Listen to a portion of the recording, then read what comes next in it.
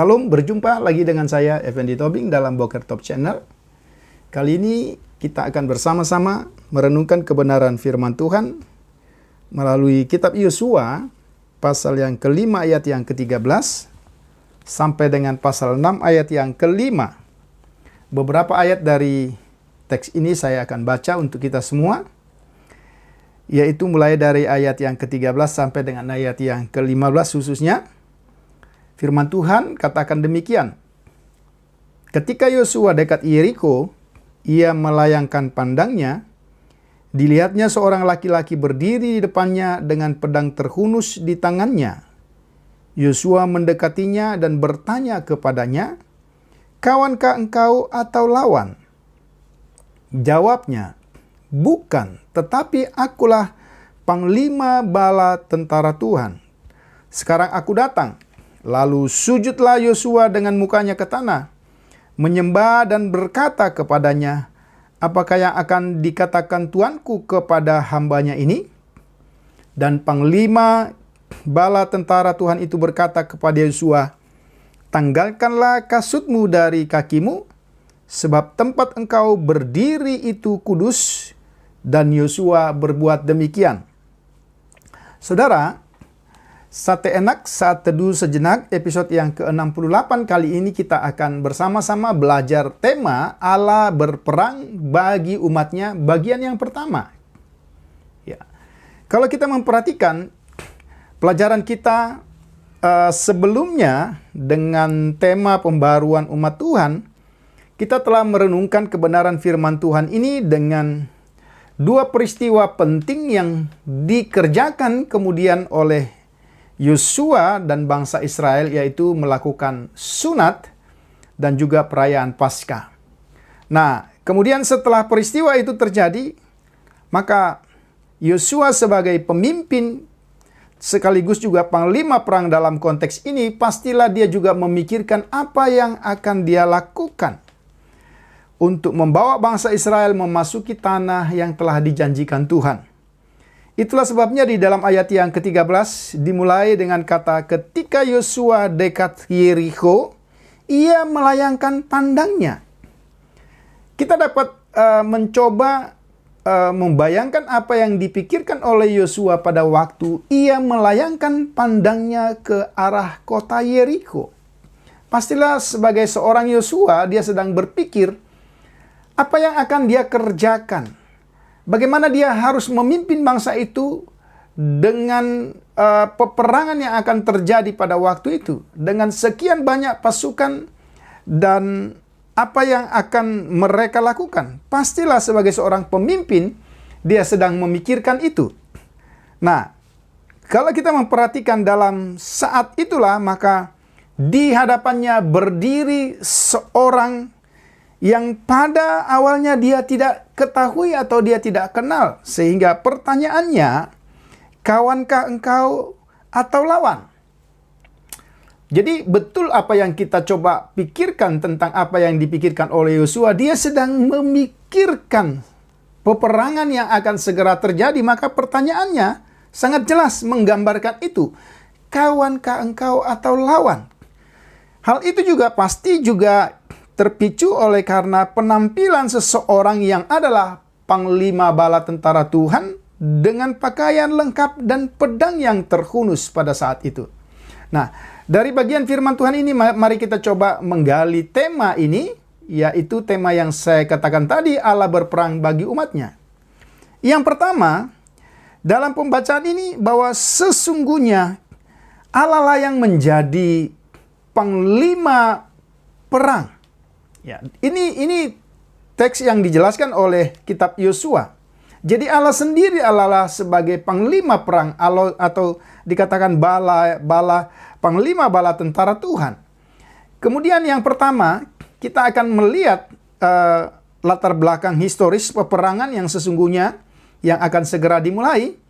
Yang kedua, perjumpaan Yosua dengan Tuhan sebagai panglima perang. Yang ketiga, itulah persiapan perang. Kalau kita memperhatikan bagian firman Tuhan ini, maka coba kita melihat apa yang menjadi latar belakang historis dari peperangan yang dilakukan, yang dipimpin oleh Tuhan secara langsung. Ya, kalau kita memperhatikan jauh sebelum kisah dalam Yosua ini, sesungguhnya Tuhan sendiri memerintahkan Israel untuk berperang melawan orang Kanaan. Perintah ini sudah Dia sampaikan berkali-kali, berulang-ulang dalam berbagai peristiwa di sepanjang sejarah bangsa Israel. Ya, kalau kita misalnya lihat dalam kitab Bilangan, kitab Ulangan dan seterusnya, ketika mereka sedang dalam perjalanan pengembaraan di padang gurun, ya, Tuhan sedang memperingatkan dan mempersiapkan bangsa Israel tentang kejahatan bangsa Kanaan yang dapat menjadi jerat bagi mereka. Dan ini menjadi salah satu alasan yang pertama dan yang terutama. Jerat bagi umat Tuhan. Kejahatan Kanaan menjadi jerat bagi umat Tuhan. Itu menjadi alasan yang pertama dan yang terutama mengapa mereka diperintahkan untuk membunuh dan memusnahkan seluruh bangsa Kanaan. Alasan ini sangat terbukti ketika bangsa Israel tidak setia kepada Tuhan dalam perjalanan mereka, ketika umat Tuhan tidak mendengarkan firman Tuhan, namun justru melakukan kebiasaan bangsa-bangsa kafir ini, mereka dibinasakan Tuhan. Contoh misalnya, ada dua peristiwa di mana dalam perjalanan mereka menyembah lembu emas. Mereka juga menyembah Baal Peor. Nah, ini jadi bukti dari apa yang Tuhan sebut supaya mereka memusnahkan penduduk Kanaan. Hakikat Tuhan yang kudus pastilah selalu tidak dapat bertemu atau selalu harus memerangi kekuatan najis, kekuatan kafir. Peperangan melawan orang Kanaan ini bukanlah perintah yang terjadi seketika saja, saudara. Ya, sehingga kalau ada banyak orang yang berpikir Allah dalam perjanjian lama itu adalah Allah yang kejam dan sadis, tapi tanpa melihat konteks dan waktu yang begitu panjang. Kalau kita memperhatikan sebenarnya dalam pembacaan Kejadian 15 ayat yang ke-16, sesungguhnya ada waktu yang cukup panjang sampai dikatakan 4 generasi Tuhan masih membiarkan kejahatan bangsa Kanaan ini terjadi. Sampai generasi keempat itu menduduki tanah Kanaan. Berarti itu ada 4 generasi di mana sesungguhnya Tuhan memberikan waktu kepada bangsa-bangsa ini untuk bertobat. Ya, jadi pemusnahan terhadap bangsa Kanaan ini dilakukan Allah, ya, bukan dalam waktu seketika. Ya, dan kalau kita melihat ada tahapan-tahapan, misalnya contohnya bagaimana Allah memusnahkan kota Sodom dan kota Gomora dalam Kejadian pasal 18 dan 19 misalnya. Kita bisa melihat di sana, itu salah satu bukti bahwa Tuhan tidak kompromi dengan kejahatan bangsa-bangsa ini. Nah, kalau kita memperhatikan, seiring dengan berjalannya waktu, seperti yang saya katakan tadi, ini bukan satu peristiwa sesaat, tapi bertahun-tahun, bahkan sampai 4 generasi kalau kita kembali kepada pembacaan Kejadian pasal yang ke-15 ayat yang ke-16. Ya. Seiring berjalannya waktu, cawan kejahatan orang Kanaan itu sudah digambarkan penuh, ya. Kekudusan Tuhan tidak lagi bisa mengabaikan kerusakan total dari bangsa-bangsa itu. Itu kita bisa baca dalam Imamat pasal yang ke-18 ayat 24 sampai 27. Karena itu dia menugaskan Yosua dan bangsa Israel untuk menumpas bangsa yang berdosa ini. Ya.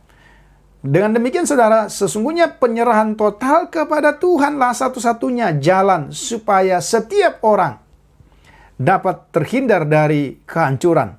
Setiap orang Kanaan yang menyerah kepada Yahweh pasti akan diselamatkan. Ya, salah satu bukti misalnya siapa yang sudah kita bahas dalam pembacaan kita, ya, Rahab dan keluarganya, ya, diselamatkan karena mereka percaya kepada Yahweh dan berserah kepada Yahweh. Ya, kemudian bangsa Yebus yang walaupun dalam konteks penipuan, tetapi mereka kemudian bergabung kepada bangsa Israel, mereka juga diselamatkan. Dengan demikian maka sangat jelas bahwa penghakiman yang dilakukan oleh Allah sesungguhnya adalah penghakiman yang tetap menunggu siapa saja yang mau percaya dan kembali kepada Dia. Dan itu terbukti dengan diselamatkannya Rahab dan juga bangsa-bangsa lain yang kemudian bergabung dengan bangsa Israel. Nah, yang kedua, sesudah kita melihat itu latar belakang yang cukup panjang mengapa Tuhan memerintahkan bangsa Israel memerangi suku Kanaan, maka yang kedua dalam pembacaan ini kita melihat di dalam ayat 13 sampai dengan ayat 15 tadi, ada perjumpaan Yosua dengan sang panglima perang. Itulah Tuhan sendiri. Pertemuan Yosua dengan Tuhan, ya, dan jawaban yang diberikan atas pertanyaannya, kemudian diresponi seketika itu juga oleh Yosua dengan membungkukkan diri, menyembah pribadi yang ada di hadapannya. Selayaknya seorang bawahan yang memberi hormat kepada atasan dalam konteks peperangan. Ya. Namun, saudara perhatikan, apa yang dilakukan oleh Yosua itu tidaklah cukup. Karena yang hadir pada waktu itu adalah Tuhan sendiri. Maka Tuhan memerintahkan Yosua untuk menanggalkan kasut. Ketika kita membaca ini, kita teringat peristiwa pertama sekali Musa mendapat panggilan dari Tuhan pada semak belukar, di mana ketika dia menjadi penggembala pada waktu itu. Dan dia melihat semak belukar itu mengeluarkan asap, tetapi semak belukar itu tidak terbakar. Dan Tuhan juga pada waktu itu berkata kepada Musa supaya dia melepaskan kasutnya. Ya, ini menjadi simbol, ya, ketika bertemu dengan Tuhan, ya, simbol kekudusan menjadi syarat mutlak. Inilah yang dimaksudkan oleh Tuhan. Sebelum Yosua berperang melawan bangsa Kanaan, maka Yosua perlu dikuduskan, perlu meninggalkan kehidupannya yang lama. Kekudusan itu menjadi syarat mutlak dalam peperangan bersama dengan Tuhan. Perintah ini merupakan simbol di mana Yosua harus melepaskan segala kenajisan, tetapi sekaligus juga sikap penghormatan di hadirat Tuhan. Perintah panglima perang dan pedang yang terhunus, ya, menjelaskan bahwa Tuhan sendiri memang akan berperang bagi umatnya. Nah, dengan demikian saudara, maka kita lihat ini bagian yang kedua yang kita bisa pelajari dari firman Tuhan ini. Kemudian bagian yang ketiga, itulah bagian yang terakhir. Sesudah prosesi itu terjadi, maka ya, kita lihat di dalam pasal 6, dalam pada itu Yeriko telah menutup pintu gerbangnya. Telah tertutup kota itu karena orang Israel, tidak ada orang keluar atau masuk. Kita perhatikan. Dalam konteks persiapan ini, di sisi yang lain dijelaskan kondisi kota Yeriko yang sudah tertutup. Artinya, tidak ada lagi tempat, tidak ada lagi celah di mana bangsa Israel bisa memasuki dan mengalahkan. Ini satu tantangan yang sedang ingin dijelaskan melalui pasal 6 ayat 1. Tetapi tahukah saudara, sesudah bagian itu dicatat, kita beralih kepada ayat yang kedua. Di sana dijelaskan apa yang difirmankan oleh Tuhan kepada Yosua. Dengan singkat, Tuhan ingin berkata, meskipun kota itu sedang tertutup kesempatan, tertutup cara untuk menguasai kota Yeriko, tetapi firman Tuhan sangat jelas. Dia katakan, ia akan menyerahkan kota Yeriko bersama raja-raja, bersama panglima-panglima, pahlawan-pahlawan perangnya ke tangan Yosua dan ke tangan bangsa Israel. Lagi-lagi saudara, sebagaimana Yosua mendengarkan firman Tuhan ini pada Yosua pasal yang pertama yang telah kita bahas, hari ini kembali Tuhan meneguhkan perjanjian itu dengan jaminan bahwa Tuhanlah yang akan menyerahkan kota Yeriko, tanah Kanaan ke tangan Yosua. Yang menjadi pembahasan kita selanjutnya, sesudah Tuhan menyatakan jaminan penyertaannya, kemenangannya yang akan diberikan kepada Yosua dan bangsa Israel, maka dia menjelaskan secara singkat satu strategi yang luar biasa, strategi yang tidak dimiliki oleh strategi perang apapun di dunia ini. Strategi itu begitu sederhana. Yang pertama, bangsa Israel harus mengelilingi kota Yeriko 1 kali dalam sehari selama 6 hari. Saya ulang, mengelilingi kota Yeriko 1 kali 1 hari selama 6 hari, dan 7 orang imam membawa 7 sangkakala tanduk domba di depan tabut. Jadi lagi-lagi kita lihat ada formasi barisan di situ. Mengelilingi kota Yeriko selama 6 hari, 1 kali dalam 1 hari. Yang kedua, pada hari yang ketujuh, mereka dengan formasi yang sama harus mengelilingi kota Yeriko sebanyak 7 kali. Ya, dan disertai juga para peniup, ya, para imam peniup sangkakala.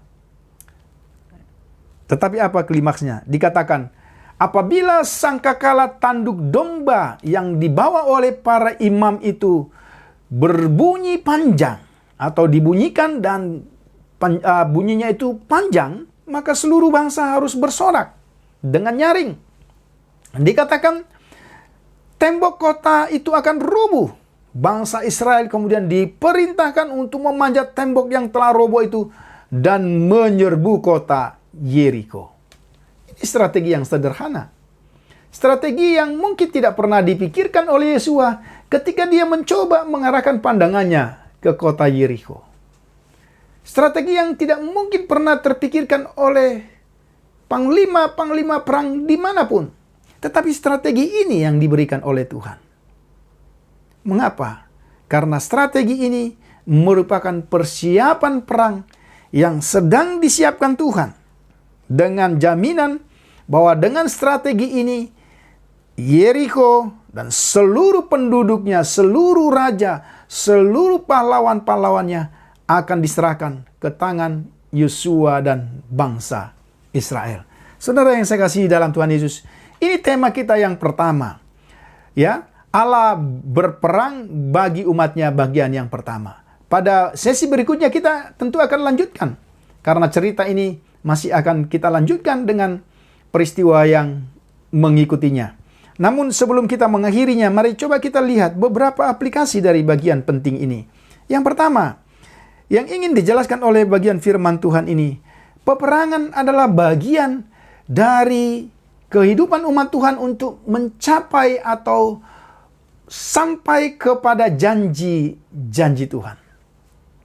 Peperangan yang dimaksud dalam konteks kita tentulah tidak lagi peperangan secara fisik. Ya, meskipun dalam konteks Yosua dan juga Musa tidak serta-merta peperangan fisik, tapi juga peperangan secara rohani. Karena itu, ya, seringkali Alkitab menggambarkan bahwa kita ini adalah prajurit Tuhan, prajurit Kristus. Dan kalau kita orang-orang yang sedang berperang, maka tentu kita membutuhkan kekuatan Tuhan. Itu yang pertama. Kemudian yang kedua, karena kita ada dalam konteks peperangan, menurut apa yang kita pelajari hari ini, Allah sendiri berperang terhadap segala musuh-musuhnya. Dan ia juga memerintahkan kita untuk berperang melawan mereka. Kemudian yang ketiga, kehadiran Tuhan, kekudusannya mengharuskan setiap orang yang berperang hidup dalam kekudusan. Itu yang ketiga. Ya. Kemudian setiap perencanaan dalam peperangan itu ada dalam tangan Tuhan. Kita diminta untuk perlu sungguh-sungguh mendengar dan mentaati firman-Nya jika kita ingin mengalami kemenangan. Sebagaimana firman Tuhan dalam Perjanjian Baru katakan, hendaklah kamu kuat di dalam Tuhan. Dan Tuhan memperlengkapi kita dengan segenap persenjataan yang lengkap. Karena itu kita tidak perlu khawatir. Biarlah kiranya bagian firman Tuhan yang singkat ini bisa memberkati kita sekaliannya. Salam.